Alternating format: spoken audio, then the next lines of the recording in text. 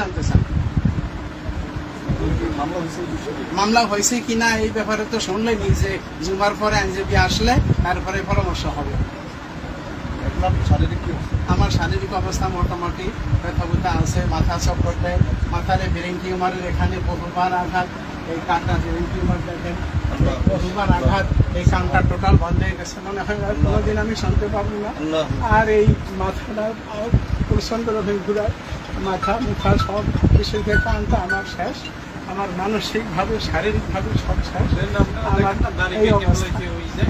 দাড়ি কাটতে মানে সেইগুলি বলতে গেলে আমার উল্লঙ্ঘ করে এরপরে জামার তাজ করছে, আমার পায়জামা টাজমা খুলে নিয়ে গেছে, আবার সব না পায়।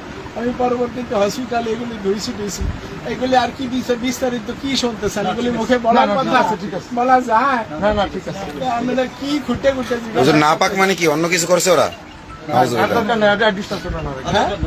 হুজুর না পাক মানে কি অন্য কিছু করছে?